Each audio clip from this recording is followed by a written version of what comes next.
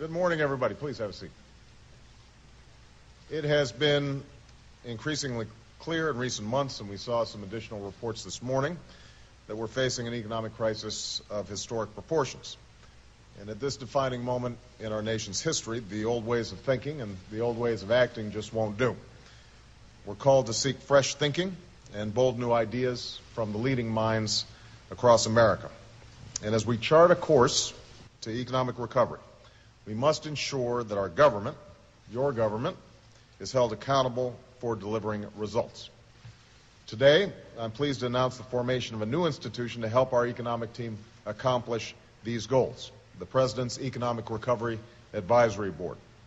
This board is modeled on the President's Foreign Intelligence Advisory Board, created by President Eisenhower to provide rigorous analysis and vigorous oversight to our intelligence community by individuals outside of government, individuals who would be candid and unsparing in their assessment. This new board will perform a similar function for my administration as we formulate our economic policy.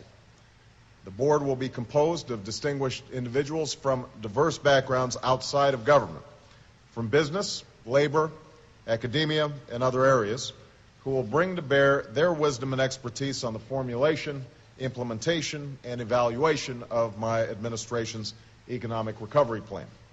The board will report regularly to me, Vice President-elect Biden, and our economic team as we seek to jumpstart economic growth, create jobs, raise wages, address our housing crisis, and stabilize our financial markets.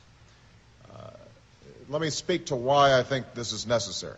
The reality is that sometimes policy making in Washington can become a little bit too ingrown, a little bit too insular. The walls of the echo chamber can sometimes keep out fresh voices and new ways of thinking. You start engaging in groupthink. And those who serve in Washington don't always have a ground-level sense of which programs and policies are working for people and businesses and which aren't. This board will provide that fresh perspective to me and my administration, with an infusion of ideas from across the country and from all sectors of our economy. Input that will be informed by members' firsthand observations of how our efforts are impacting the daily lives of our families. I'm pleased to announce that this board will be chaired by one of the world's foremost economic policy experts, a former chairman of the Federal Reserve and one of my most trusted advisors, Paul Volcker.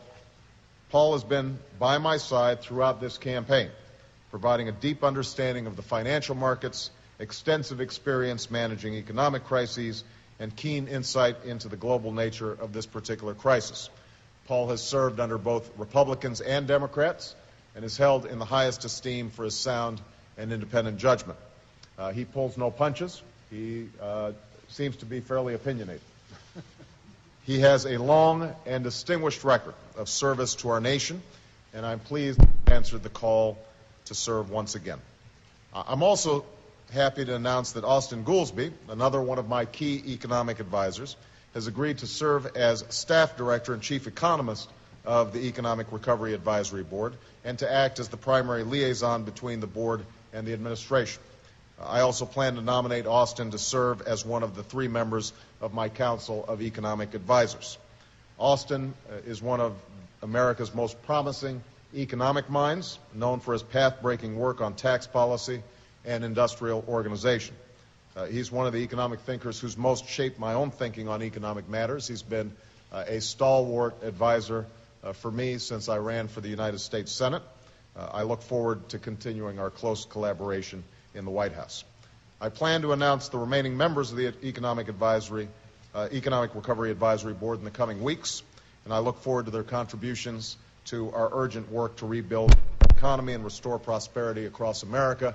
Last point I'd make about the board, I'll announce the particular members in the future, but I just want to be clear that this is going to be designed to make sure that everybody, that businesses across the board, whether it's high-tech or manufacturing, old or new economy, labor,